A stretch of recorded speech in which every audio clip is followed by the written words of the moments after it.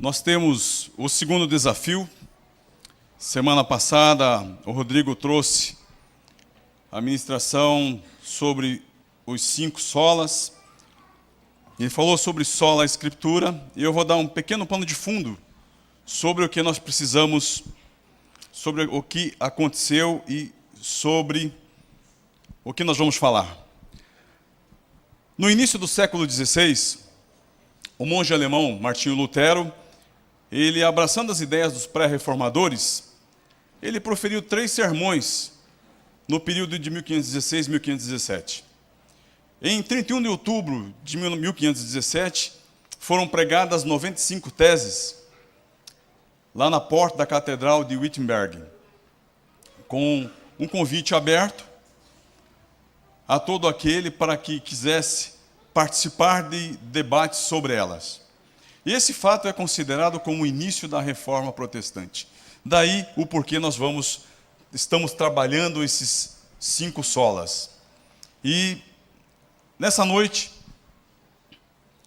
nós vamos falar sobre a fé centrada em Cristo, somente Cristo, solos Cristos. E eu quero começar dizendo a vocês que essa reforma começou porque a antiga igreja, ela teve algumas ações contra o evangelho. E a reforma protestante, decididamente, ela rejeitou, na pessoa de Lutero e aqueles que caminhavam com ele. A igreja, lá no passado, o que aconteceu?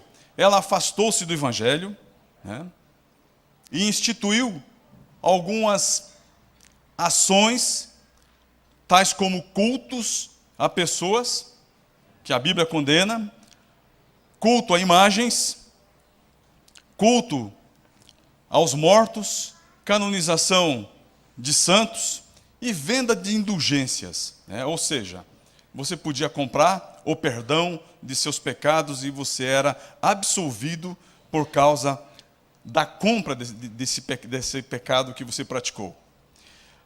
Ainda, vamos passando aqui, foi instituído também a figura de um sacerdote como vicário de Cristo. Quem era essa pessoa? Era uma pessoa que supostamente foi conferido poder para que, mediante a prescrição de algumas penitências, seus pecados fossem perdoados. E um dos pontos centrais da tese de Lutero tinha a ver exatamente com isso, porque ele questionava sobre a autoridade de perdão de pecados, e da venda de indulgências. Mas quando a gente olha para a igreja antiga, o que a gente percebe? O que a igreja romana antiga ensinava a respeito de Cristo não é muito diferente daquilo que nós ensinamos hoje. Quando nós olhamos o Concílio do Vaticano, nós vemos lá que eles ensinam sobre a encarnação de Cristo. Lá se ensina sobre o nascimento virginal de Jesus Cristo. Lá se ensina sobre a divindade de Maria, sobre a divindade de Cristo Jesus. Ainda lá se ensina sobre a morte vicária de Cristo Jesus. E o problema maior não é o ensino em si, ou aquilo que foi instituído com relação a Cristo. O grande problema é que aquela igreja não crê na suficiência e na exclusividade da obra de Jesus Cristo ali na cruz do Calvário para a salvação de cada um de nós, que é a fonte da vida eterna para cada um de nós na pessoa de Cristo Jesus. Um ser humano, obviamente que morreu, foi considerado como intercessora por cada um de nós, por cada um daqueles que viviam na época e aceitavam isso, e até corredentora. E os santos entram também com o seu mérito, na intercessão pela obra salvífica da vida de cada um. E Cristo Jesus fica, obviamente, que ofuscado. É como se tivesse alguns biombos na frente de Cristo Jesus.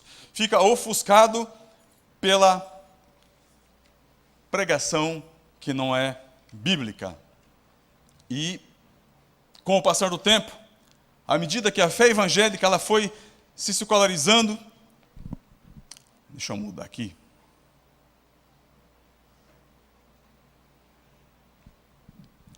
Seus interesses se confundiram com os da cultura. Obviamente que ali existiam interesses políticos, pessoais, sociais, entre outros, do poderio que existia na época. Estavam envolvidos, obviamente, poder espiritual, poder ideológico, razões religiosas, razões políticas, obviamente, sociais, de interesses de alguns clãs. E o resultado disso foi o quê? Foi a quebra da unidade cristã. Houve um rompimento, e com isso houve o quê? Perda de valores absolutos, daquilo que o Evangelho nos ensinava, houve o individualismo permissivo, houve a substituição da santidade pela integridade e pela reputação. Ainda, olhando nesse sentido, houve uma substituição do arrependimento pela recuperação pessoal, da verdade pela intuição, da fé pelo sentimento, da providência pelo acaso e da esperança duradoura pela gratificação imediata. Ou seja, não espero mais no Senhor, não espero no Deus do Kairós. Para muitos, isso não bastava, era imediato, tinha que ser naquele momento. E qual que é a consequência que nós temos? A consequência, amados, é que Cristo, sua cruz e a ressurreição de Cristo se deslocaram do centro da vida de todos. Saíram da visão, perdeu-se o foco da salvação segundo o Evangelho. Aí então chega a reforma, encabeçada por Martinho Lutero, para resgatar esses valores que foram perdidos nessa caminhada. E a reforma trouxe para a igreja o evangelho simples, muito simples, que nós conhecemos hoje, o evangelho dos apóstolos, que era centrado o quê? Aonde? Na suficiência e exclusividade da obra de Cristo Jesus para a salvação de cada um de nós. Amém, amados? Graças a Deus por isso, nós estamos aqui. E eu quero fazer algumas afirmações. Jesus Cristo é o fundamento da sua igreja, Ele é o dono da igreja, é o edificador da sua igreja, Ele é o protetor da sua igreja. Ele é o único Salvador e o único mediador entre Deus e os homens. Não há salvação fora dele, não há salvação fora de Jesus Cristo. Ninguém pode chegar ao Pai, diz ele, lá em João, senão através dele. E a reforma protestante, encabeçada por Lutero, reafirmou categoricamente essa doutrina para a fé cristã.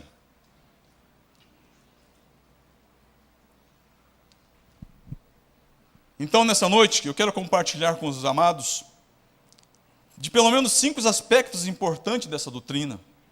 A primeira delas, que Jesus Cristo é a pedra fundamental da sua igreja. Que Jesus Cristo é o cabeça da igreja. Que Jesus Cristo é o único mediador entre Deus e os homens. Que Jesus Cristo é o único Salvador. Que Jesus Cristo é o único edificador e protetor da igreja. Amém, amados? Vamos orar. Senhor, pedimos que o Senhor nos dê graça. Ó Deus, nesse período de ministração, de leitura, de compartilhamento da Tua palavra, Senhor. Pedimos que o Senhor, que é misericordioso, que o Senhor nos abençoe, Senhor, durante esse período. Que a Tua palavra fale com cada um de nós.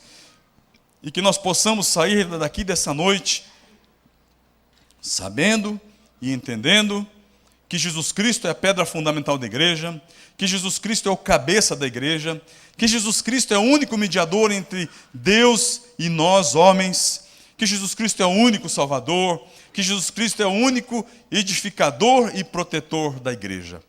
Em nome de Jesus Cristo é que nós oramos e te agradecemos. Amém, Senhor. Jesus Cristo. 1 Coríntios 3 ele diz assim que porque ninguém pode lançar outro fundamento além do que foi posto, o qual é Jesus Cristo. Isso está na minha Bíblia e na sua Bíblia. A doutrina romana afirmava, e afirma, que ser um homem mortal, a pedra fundamental da igreja sobre o qual ela está edificada.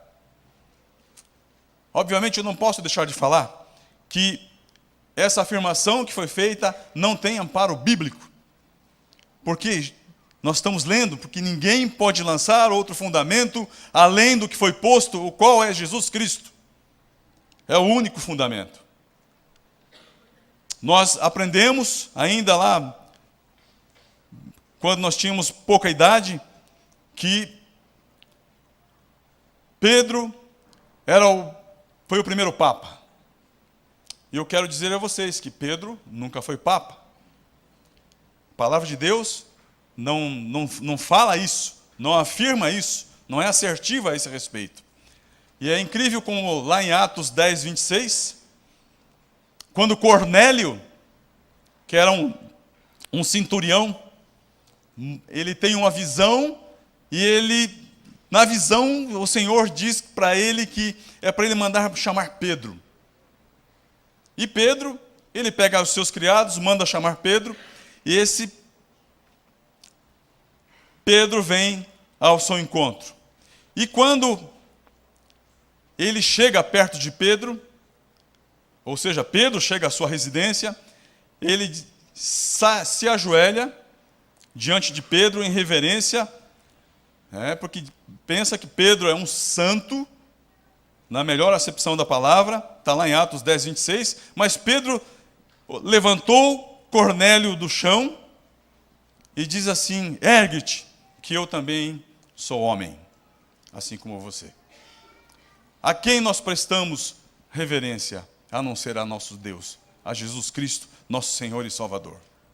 A igreja só tem um fundamento, que é Cristo, acabamos de ler. A pedra sobre a qual a igreja está edificada é Cristo Jesus. Só Ele é a rocha que não se abala. Mateus 16, 18 nos afirma isso, fala isso, diz assim que edificarei a minha igreja e as portas do inferno não prevalecerão contra ela. Jesus Cristo, Ele é o dono absoluto, único da igreja. Ele mesmo disse: eu edificarei a minha igreja. Para quem que Ele edifica a igreja? Para Ele próprio. Para Ele próprio. Ele é bom. O grande e supremo pastor da igreja faz isso. Ele deu a sua vida por ela. Deu sua vida ali na cruz do Calvário. Morte de cruz. Morte de ladrão, de gente que não prestava. Morreu no meu e no seu lugar. Por nós, pela sua igreja.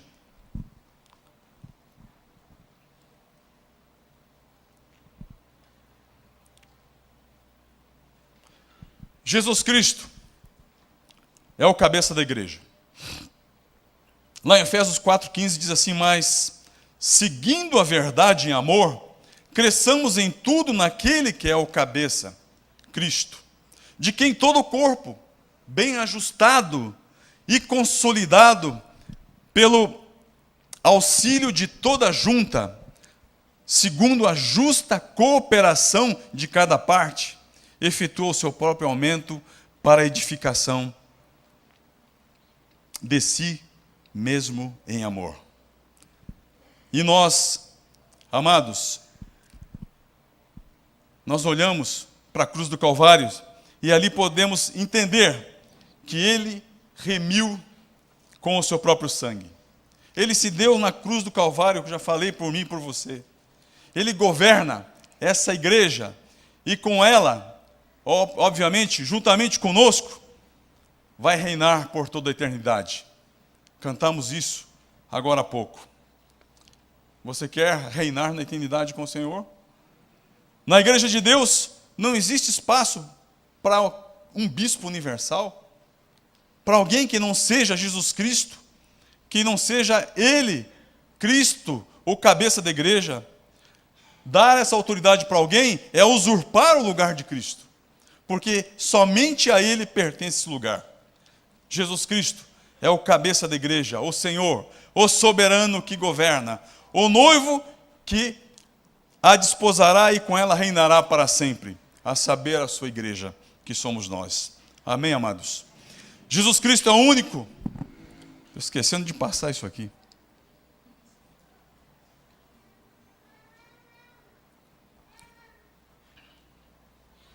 Jesus Cristo é o único mediador entre Deus e os homens.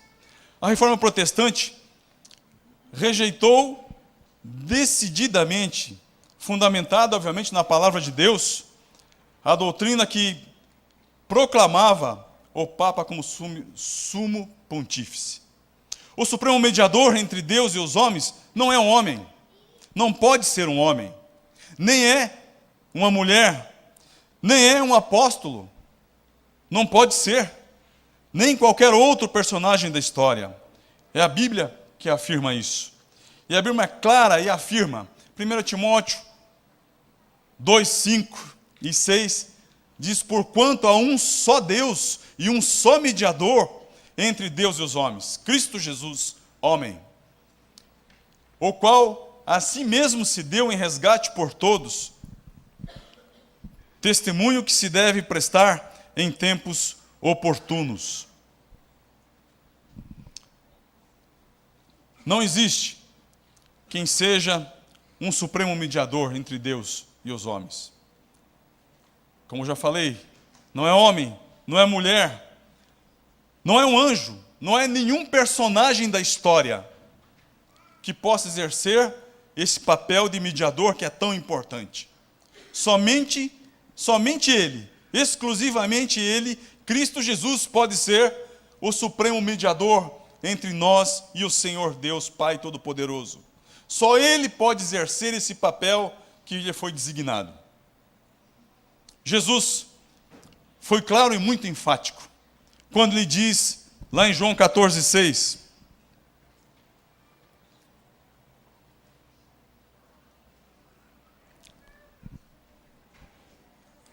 eu sou o caminho, a verdade e a vida. Ninguém vem ao Pai senão por mim. Se houvesse algum outro intercessor, certamente ele diria, a frase seria diferente. Talvez pudesse ser, eu sou o caminho, sou uma verdade. Ninguém vai ao Pai senão por mim, mas a frase é assertiva quando fala, eu sou o caminho, vírgula, a verdade e a vida. Ninguém vem ao Pai, ninguém entra na presença de Deus sem passar por Cristo Jesus. Isso é o que ele está dizendo. Jesus é o caminho para o céu. Ele é a porta de entrada para o céu. É o único que pode levar até o Pai.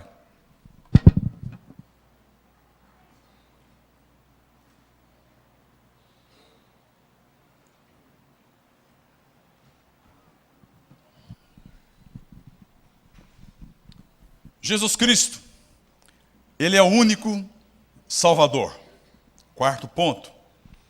A Reforma Protestante ainda retornou à doutrina que proclamava Jesus Cristo como Senhor e Salvador, como único Senhor e Salvador. Os arminianos que me perdoem, mas a salvação não vem por meio de méritos, nem é resultado de suas obras, quer seja qual que você faça. Uma vez salvo para sempre. Você pertence ao Senhor. Ninguém vai tirar isso de você. Se Jesus Cristo te salvou, não é homem que vai dizer que você não é salvo, meu amado. Deus tomou você para Ele. É um caminho sem volta. E é impressionante, porque quando a gente olha, nós vemos, para o mundo atual, nós vemos muitas teorias de perda da salvação e de outros caminhos que não chegam a Deus.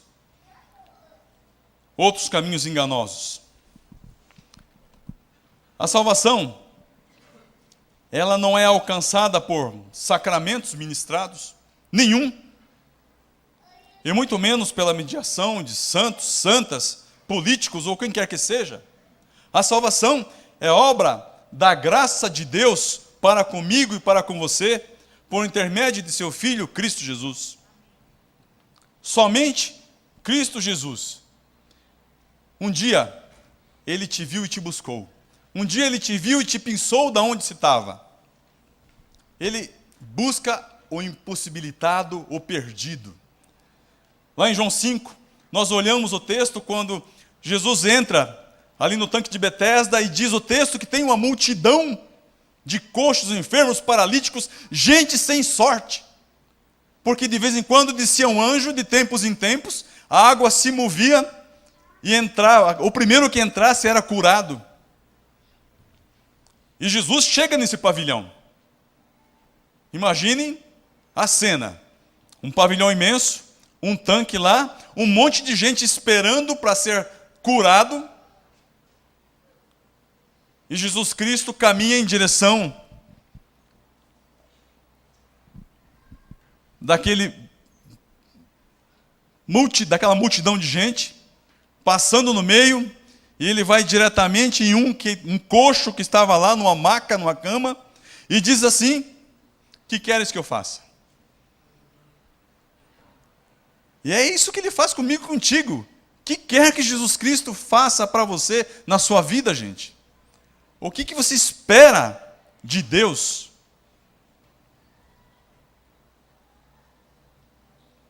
Ele te salvou? Essa é a maior bênção. Não existe milagre maior que esse. Não é a cura física, não é a bênção financeira, não é a esposa dos seus sonhos, o marido dos seus sonhos. Mas o maior milagre, amados, é a salvação que há em Cristo Jesus. Não existe. Cristo Jesus, com o seu sacrifício expiatório na cruz do Calvário, ele é o único fundamento da nossa salvação. Atrelado à sua ressurreição, obviamente, porque se ele somente morresse, de nada adiantaria para mim e para você. Mas ele ressurgiu ao terceiro dia. E é isso que nos importa, que Cristo Jesus morreu e ao terceiro dia ele ressuscitou e nos deu vida eterna, porque ele está sentado à direita de Deus Pai. Amém, amados? Louvado seja o nome do Senhor por isso, porque homem nenhum pode fazer isso. A Bíblia ainda, falando da centralidade e exclusividade de Cristo Jesus, nos diz lá em Atos 4,12. Abra sua Bíblia, marque esse texto, escreva na sua mão, mas leve esse texto para casa pelo menos, que diz assim: e não há, Atos 4,12, abra a sua Bíblia aí, diz assim: e não há salvação em nenhum outro, porque abaixo do céu não existe nenhum outro nome, dado entre os homens, pelo qual importa que sejamos salvos. Não existe. Se alguém te disser, é a armadilha do diabo. Vou repetir. E não há salvação em nenhum outro, porque abaixo do céu não existe nenhum outro nome, dado entre os homens, pelo qual importa que sejamos salvos. O sacrifício expiatório de Cristo Jesus, amados, lá na cruz, é esse único fundamento que nos dá a salvação para a vida eterna. Eu quero estar com Ele na casa celestial. E você? Amém? Quando os discípulos de Jesus começam a ir embora, lá em João 6, e ele pergunta para os 12, porventura queres também retirar-vos? E Pedro dá uma resposta fantástica, que é assim: Senhor, para quem iremos, Senhor? Somente Tu tens as palavras de vida eterna, e nós temos crido e conhecido que Tu és santo.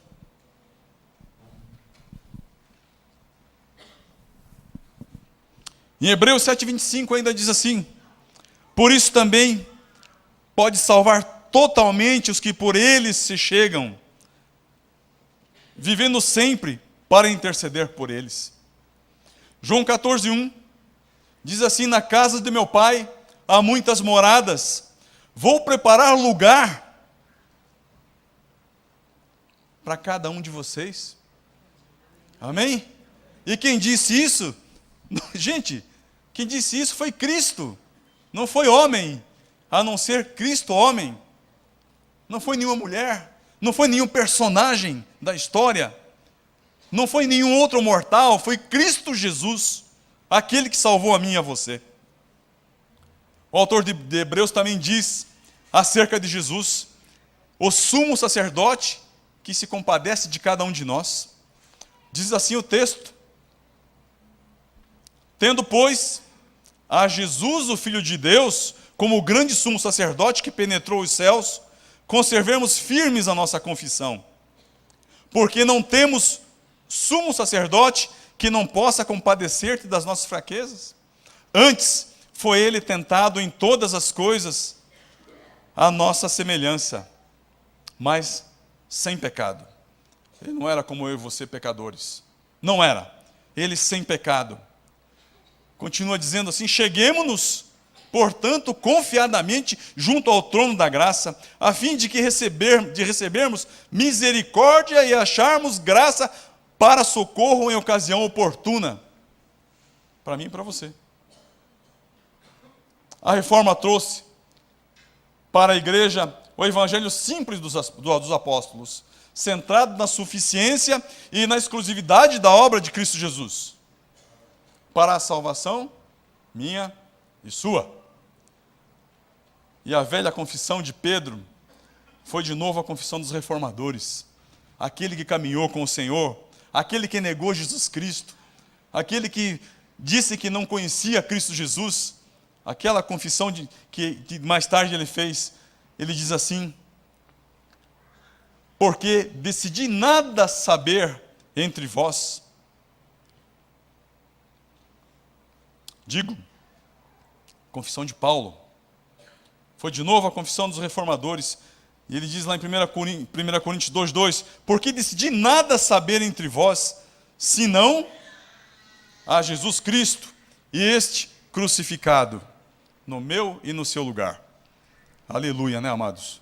Que se dependesse de nós, estaríamos, né, totalmente condenados. Quinto, Jesus Cristo é o único edificador e protetor da igreja. Ele diz lá em Mateus 16, eu edificarei a minha igreja e as portas do inferno não prevalecerão contra ela. A igreja é o corpo de Cristo. A igreja é a noiva de Cristo, a noiva do Cordeiro. E o mesmo Jesus que morreu e ressuscitou, está sentado à direita de Deus Pai, está edificando dia após dia a sua igreja, por meio de sua palavra e por meio de sua providência. É Ele mesmo quem a protege. Da fúria de quem? Do opositor, do inimigo, de Satanás. É Ele quem a preserva até o dia de apresentá-la como noiva santa, pura e imaculada. E nesse dia, amados, nesse dia,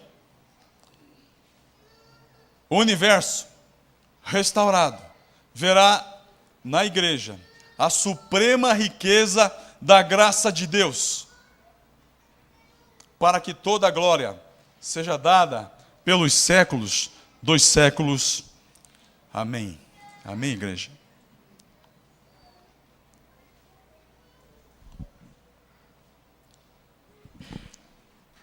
Quero chamar o pessoal do louvor. Aquele que vem do alto, amados. Ele está acima. Nós vamos ouvir uma música, depois continuaremos. Vamos cantar um louvor. Aquele que vem lá do alto e está acima de todo ser humano, de toda mulher, de todo homem, de todo trono que for instituído por homens. Quem é esse Cristo de quem falamos?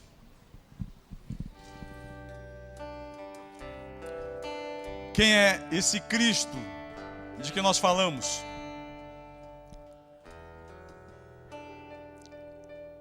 Certamente os personagens de destaque na história perdem sua importância na presença incomparável de Cristo Jesus. Certamente. Sabe por quê? Porque Ele é a coroa do universo. Jesus Cristo é o cumprimento das profecias, meu amado. Ele é o Salvador do mundo. Cristo sobrepuja a todos. Ele é a vox humana em toda a música e a estética em toda a escultura. Ele é a mistura mais aprimorada de luz e sombra entre toda a pintura. Ele é o ápice da realização em qualquer empreendimento. Para o artista, ele é o suprassumo da beleza. Para o arquiteto, a pedra fundamental. Para o astrônomo, ele é a estrela da manhã. Para o padeiro, ele é o pão da vida. Para o construtor, ele é o alicerce seguro. Para o carpinteiro, ele é a porta. Para o médico, Paulinho, ele é o médico dos médicos. Para o educador, Luiz, ele é o grande mestre. Para o engenheiro, muitos aqui em nosso meio, ele é o caminho novo e vivo. Para o geólogo, ele é a rocha eterna, amado. Para o escritor, ele é a palavra viva. Para o fazendeiro, ele é o semeador, o senhor da colheita. Para o floricultor, a rosa de Saron, o lírio dos vales. Para o paisagista, ele é a videira verdadeira. Para o juiz, ele é o justo juiz de toda a humanidade. Para o jornalista, ele é as boas novas de grande alegria. Para o filósofo, ele é a sabedoria divina. Para o pregador, ele é a palavra de Deus que acabamos de lê-la. Para o estadista, o desejo de todas as nações. Para o trabalhador, ele é o provedor do descanso. Para o cristão, ele é o Filho de Deus vivo, o Salvador, o Redentor, o Senhor. Para o discípulo, é o comandante geral que nos dá ordens com clareza, direcionamento inconfundível e incondicional. Para o perseguido, ele é o refúgio. Para o fotógrafo, ele é a imagem do Deus invisível. Para o pecador, é o Cordeiro de Deus que tira o pecado do mundo. Ele é o Cristo, ele é o incomparável. E para você, quem que é Cristo Jesus? Para você, ele já é Senhor da sua vida? Já é o teu Salvador? Já é o teu Deus? Já é o dono do teu levantar, do teu deitar? Já é o dono do teu sair, do teu retornar? É Ele que te mantém, é Ele que te segura em pé, é Ele que te tira da cama pela manhã quando você dá o primeiro suspiro. Baixe sua cabeça. Afirmamos nessa noite, ó Deus, que o Senhor Jesus Cristo é a pedra fundamental da igreja. Afirmamos nessa noite que o Senhor é o cabeça, ó Deus, da igreja, que o Senhor é o único mediador entre Deus e nós. Afirmamos que o Senhor é o único Salvador, o único edificador e protetor da igreja, Senhor. Pedimos que o Senhor, Deus, que o Senhor aceite, Deus, essa palavra, essa poesia que foi feita ao Senhor. Ó Deus, que o Senhor aceite o nosso louvor, que nós possamos sair daqui, Deus, ó Deus, certos de que somos salvos em nome de Jesus, de que o Senhor é fundamento da igreja, de que o Senhor é o cabeça da nossa igreja, que o Senhor é o mediador, ó Deus, infalível entre nós e o Pai, de que o Senhor é o nosso edificador, de que o Senhor é quem nos protege, Senhor, de todo mal. Ó Deus, que o Senhor é o Salvador de nós mesmos, Senhor. Em nome de Jesus, eu quero te louvar. E eu quero, amado, você que está aqui nessa noite, que ainda não tem certeza dessas coisas, você que ainda não tem certeza de que Cristo Jesus é seu Senhor e Salvador, você que não teve ainda um encontro real com Cristo Jesus, com o Salvador, eu quero oferecer a você a chance de que você entregue a sua vida a esse Deus maravilhoso, Deus Emanuel, Deus conosco. Se você está em nosso meio e você ouviu a palavra de Deus, levante sua mão, amado. Diga: eu quero esse Deus para a minha vida. Eu quero entregar a minha vida a esse Senhor, a esse mediador, a esse protetor. Aleluia. Louvado seja o nome do Senhor. Alguém mais em nosso meio que quer entregar a sua vida a Cristo Jesus, reconhecer Ele como Senhor e Salvador, suficiente Salvador de sua vida, protetor até que Ele volte para nos levar para o seu céu? Louvado seja o nome do Senhor. Louvados seja o nome do Senhor. Deus de poder, toma nossas vidas, Senhor. Ó Deus, e louvado seja o teu santo nome, pela tua graça e pela tua misericórdia, porque a cada manhã o Senhor nos renova, Senhor. Em nome de Jesus. Amém. E assim seja. Vamos louvar o Senhor? Louvar com palmas o Senhor. Glória a Deus.